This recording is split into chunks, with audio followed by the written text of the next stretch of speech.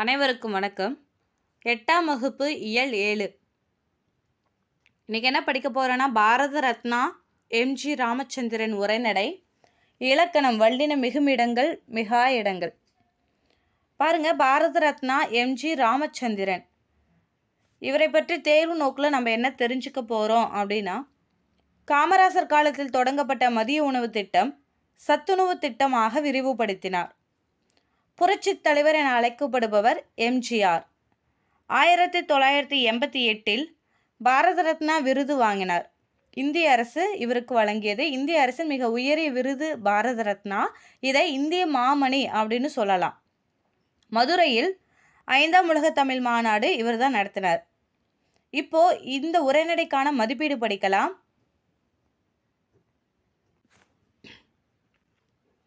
MGR days எனும் ஊரில் கல்வி பயின்றார். கும்பகோணம். எம்ஜிஆர் படிப்பை தொடர முடியாமைக்கு காரணம் குடும்ப வறுமை. இந்திய அரசு சிறந்த நடிகருக்கான பாரத் எனும் பட்டத்தை எம்ஜிஆருக்கு வழங்கியது. 5ஆம் உலக தமிழ் மாநாடு நடைபெற்ற இடம் மதுரை. எம்ஜிஆருக்கு அழியா புகழை தேடித்தந்த திட்டம் மதிய உணவு திட்டம். பாருங்க, எம்ஜிஆர் கும்பகோணம் எனும் ஊரில் கல்வி பயின்றார். Option B. எம்ஜிஆர் படிப்பை தொடர முடியாமைக்கு காரணம் குடும்ப வறுமை. Option C. இந்திய அரசு சிறந்த நடிகருக்கான பாரத் எனும் பட்டத்தை எம்ஜிஆருக்கு வழங்கியது. Option B. 5ஆம் உலக தமிழ் மாநாடு நடைபெற்ற இடம் ஆப்ஷன் சி மதுரை. எம்ஜிஆருக்கு அழியா புகழை தேடித்தந்த திட்டம் மதிய உணவு திட்டம். Option A. இப்போ இலக்கணம் படிக்கலாம்.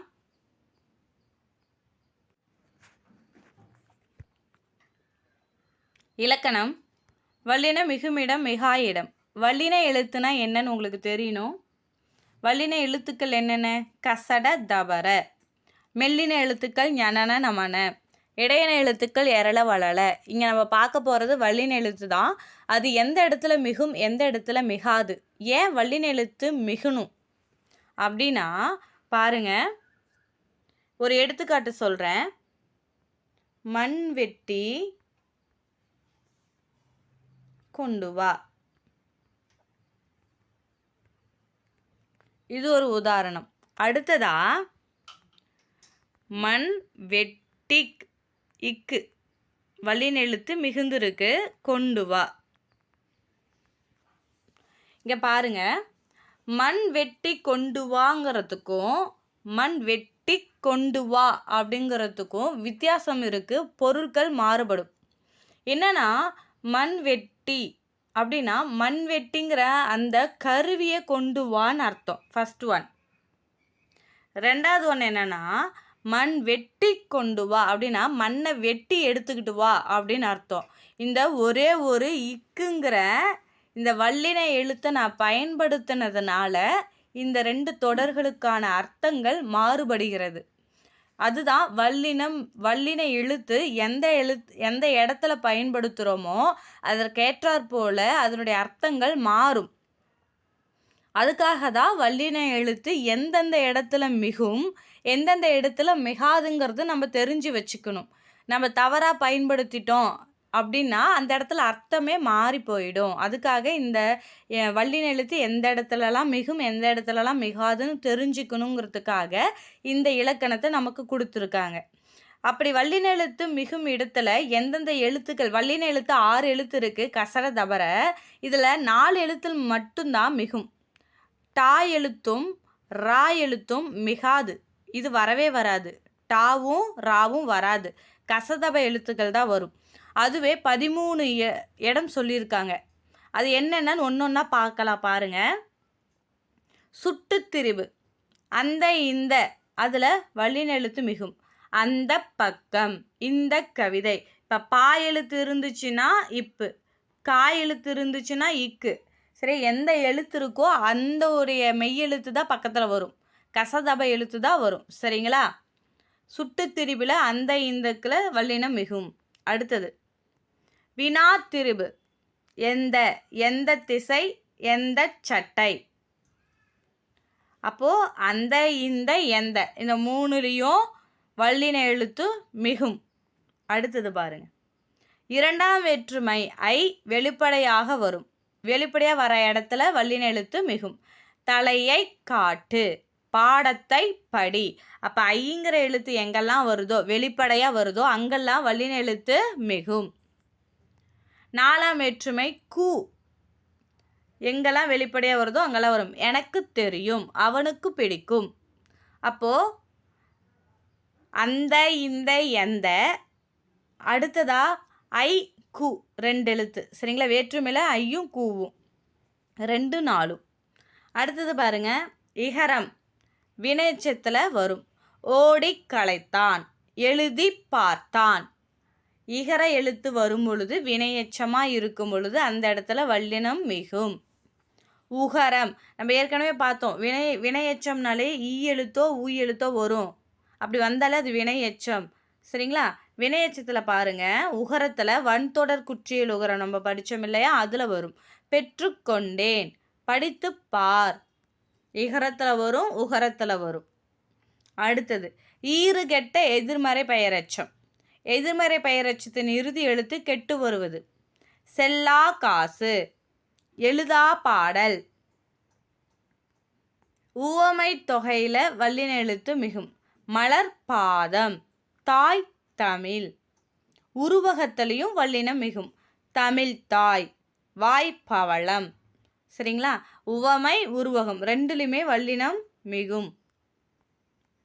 எண்ணு பெயர்கள், அதாவது எண்ணு பெயர்களில் 8 10ங்கிற எழுத்து எண்ணு வந்தாதான் வல்லினம் மிகும். 10 பாட்டு 8 தொகை. சரிங்களா? வேறு எது வந்தாலும் வல்லினம் மிகாது. அப்படி இப்படி எப்படி, இதில் வல்லினம் மிகும். அப்படி செய், இப்படி காட்டு, எப்படி தெரியும்.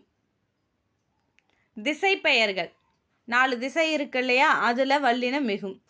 கிழக்கு கடல், மேற்கு சுவர், வடக்கு தெரு, தெற்கு பக்கம். மகரமெய், மரம் சட்டம், மரச்சட்டம். இம்மெழுத்து கெட்டு போயிடும். இது என்ன விகார புணர்ச்சி? கெடுதல் விகார புணர்ச்சி. அதுலேயும் மரச்சட்டம், மகரமெய் அழிந்து வல்லினம் மிகும். இப்போ ஷார்ட்டாக பார்த்தோம்னா சுட்டுத்திருபா, அதாவது அந்த, இந்த, எந்த, அப்படி இப்படி எப்படி, 2ஆம் வேற்றுமை 4ஆம் வேற்றுமை, அதாவது ஐக்கு வெளிப்படையாக வர இடத்துல உவமை உருவகம், இகரம் உகரம், திசை பெயர், எண்ணு பெயர். எண்ணு பெயரில் 8 10. மகரமை கெட்டு வரும். இவ்வளோதான். சிம்பிளாக நம்ம ஞாபகம் வச்சுக்கலாம், ஈஸியாக ஞாபகம் வச்சுக்கலாம். அந்த, இந்த, எந்த, அப்படி இப்படி எப்படி, 2ஆம் வேற்றுமை 4ஆம் வேற்றுமை, உவமை உருவகம், இகரம் உகரம், திசை பெயர், எண்ணு பெயர், மகரமை, இதெல்லாம் வந்துச்சுன்னா வல்லினம் மிகும். என்னென்ன எழுத்துக்கள்? கச தப எழுத்துக்கள் மிகும். அவ்வளோதான்.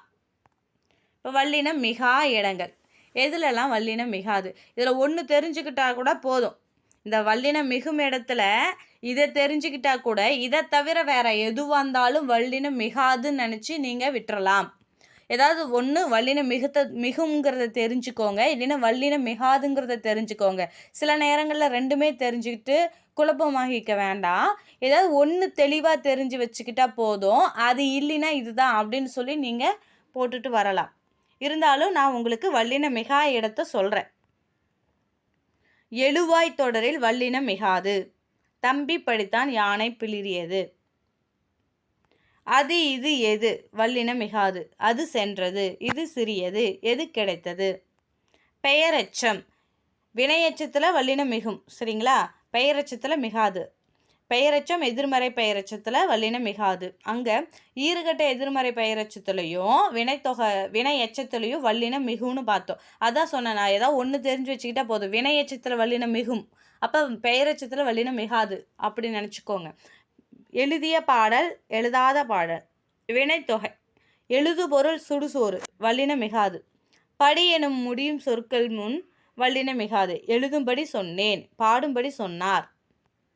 உம்மை தொகை தாய் தந்தை, வெற்றிலை பாக்கு. தொகைனா என்ன சொல்லியிருந்தோம்? தொக்கி வரும், மறைஞ்சு வரும். அதாவது என்ன எழுத்து மறைஞ்சு வரும்? உம்ங்கிற எழுத்து மறைஞ்சு வரும். தாயும் தந்தையும், வெற்றிலையும் பாக்கும். உம்மை தொகையில் வல்லினம் மிகாது. அதே உவமை தொகை உருவகத்தில் வல்லினம் மிகும். பாருங்க, வேற்றுமை 2ஆம் வேற்றுமை தொகையில் வல்லினம் மிகாது. 2ஆம் வேற்றுமை உருபு ஐயோ, 4ஆம் வேற்றுமை உருபு கூவோ வெளிப்படையாக வந்தால் வல்லினம் மிகும். வேற்றுமை தொகையில் வந்தால் வல்லினம் மிகாது. அதே போல் தான் பாருங்கள், உண்மை தொகையில் வல்லினம் மிகலை, வினைத்தொகையில் வல்லினம் மிகலை. சரியா? காய் தின்றேன் இலை பறித்தேன், வேற்றுமை தொகையில் வல்லினம் மிகாது. அவ்வளோதான். இப்போ இந்த இலக்கணத்துக்கான மதிப்பீடு படிக்கலாம். பாருங்க, மதிப்பீடு. பின்வரும் தொடர்களை வல்லினம் மிகும் மிகா இடங்கள் என வகைப்படுத்துக.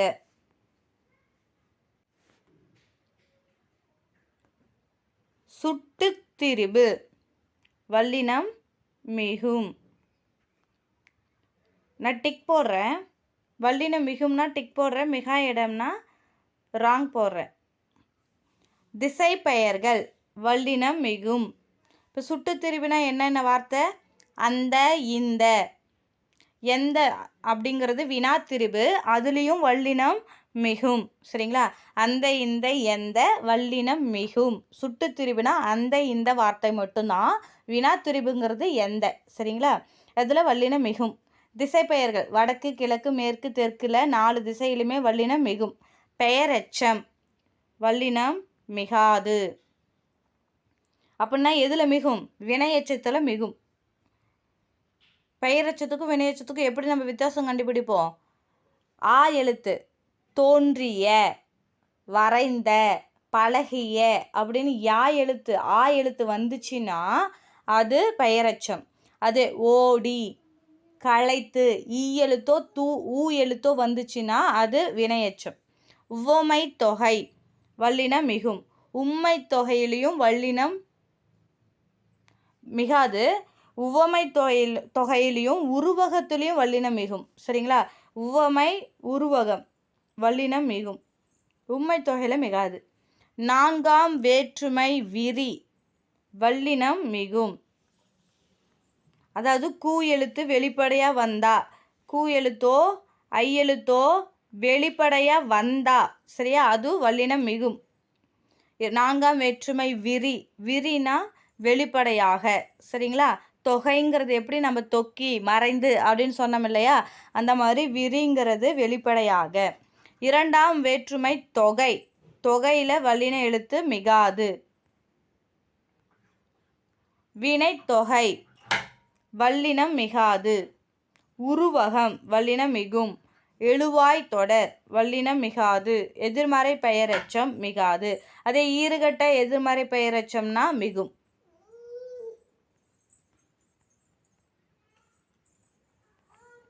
இங்கே பாருங்க, அடுத்ததா எதிர்மறை சொற்கள். வந்தது நீ அல்ல, பார்த்தது நான் அல்ல, நான் படித்த புத்தகம் இது அல்ல என்றெல்லாம் பேசுகின்றோம். இவையெல்லாம் சரியான தொடர்கள் அல்ல. எதிர்மறை வினைமுற்றுகள் பல உண்டு, அவற்றை இடமறிந்து பயன்படுத்த வேண்டும். எதிர்மறை சொற்களை எப்படி பயன்படுத்தணும்னு சொல்கிறாங்க. இடமறிந்து. என்ன இடம் அப்படின்னா மூவிடம். நம்ம படித்த ஞாபகம் இருக்கா? மூவிடம் அப்படின்னா தன்மை, முன்னிலை, படற்கை.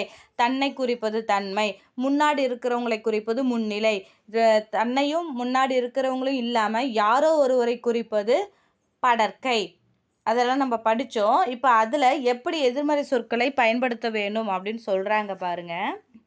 தன்மை, அதிலே ஒருமை பன்மை இருக்குது. அந்த ஒருமை பன்மையில் எப்படி பயன்படுத்தணும்? நான்கிறது ஒருமை, நாம்ங்கிறது பன்மை, நீங்கிறது ஒருமை, நீவிர்ங்கிறது பன்மை. சரிங்களா? நான் அல்லேன், நாம் அல்லோம், நீ அல்லை, நீவீர் அல்லீர். படற்கையில் பாருங்க, அவன் அல்லன், அவள் அல்லல். பெண்பாலுக்கு. பலர்பால் அவர் அல்லர். ஒன்றன்பால் அஃது அன்று. பலவின்பால் அவை அல்ல. ஒன்றன்பால் நல்லா தெளிவாக தெரிஞ்சுக்கோங்க. அஃது அன்று ஒருமை. சரிங்களா? ஒன்றன்பால்னா ஒருமை. பலவின்பால் அவை அல்ல. பலவின்பால்னாலே பல, பன்மை. அக்ரிணையை குறிக்கக்கூடியது. ஒன்றன்பாலும் பலவின்பாலும் அக்ரிணையை குறிக்கக்கூடியது. இந்த அக்ரிணையில் ஒன்றன்பால் அப்படின்னா அஃது அன்று, பலவின்பாலில் அவை அல்ல. இப்போ பாருங்க, இங்கே பாருங்க, வேறு, உண்டு, இல்லை இந்த சொற்கள் மூவிடத்திற்கும் ஐம்பாலுக்கும் பொதுவான சொற்கள். இது கூட கேட்கலாம். மூவிடத்திற்கும் ஐம்பாலுக்கும் பொதுவான சொற்கள் எவை அப்படின்னு கேட்டால் வேறு, உண்டு, இல்லை. இந்த 3 வார்த்தையும் வேறு, உண்டு, இல்லை இந்த 3 வார்த்தையும் மூவிடத்திற்கும் ஐம்பாலுக்கும் பொதுவான சொற்கள். பின்வரும் தொடர்களில் உள்ள பிழைகளை திருத்தி எழுதுக. என்ன திருத்தி எழுதுகள்னா, இவங்க அந்த எதிர்மறை சொற்களை மாற்றி சொல்லியிருப்பாங்க. அது இப்போ நம்ம சரியாக சொல்ல போகிறோம்.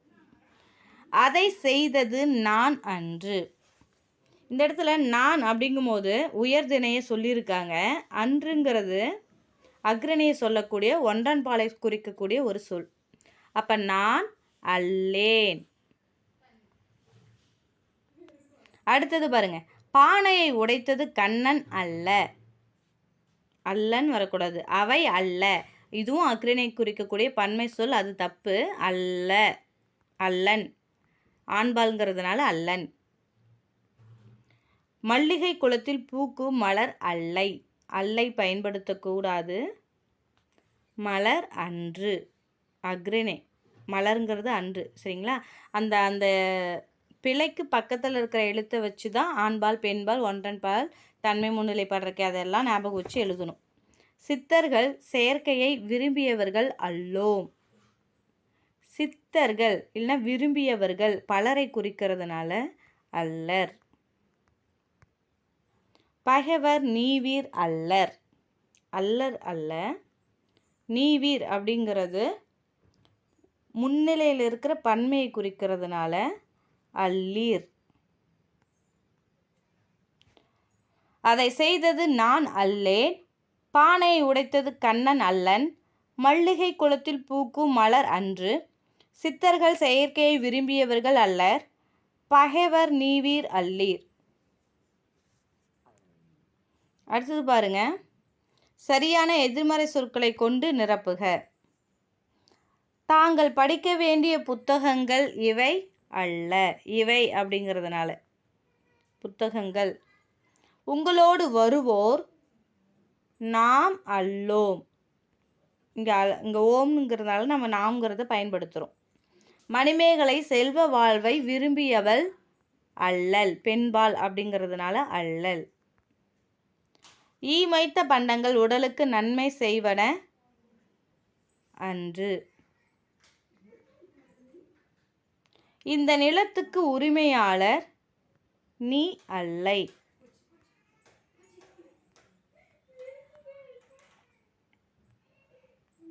கலைச்சொல் பாருங்க. குதிரை ஏற்றம், எக்ஸ்ட்ரியன். கதாநாயகன், த ஹீரோ. முதலமைச்சர், சீஃப் மினிஸ்டர். தலைமை பண்பு, லீடர்ஷிப். ஆதரவு, சப்போர்ட். வரி, டாக்ஸ். வெற்றி, விக்டரி. சட்டமன்ற உறுப்பினர், மெம்பர் ஆஃப் லெஜிஸ்லேட்டிவ் அசம்பிளி. படித்து முடிச்சிட்டோம். உங்களுக்கு பிரயோஜனமாக இருக்கும்னு நினைக்கிறேன். மீண்டும் அடுத்த வகுப்பில் உங்களை சந்திக்கிறேன். நன்றி.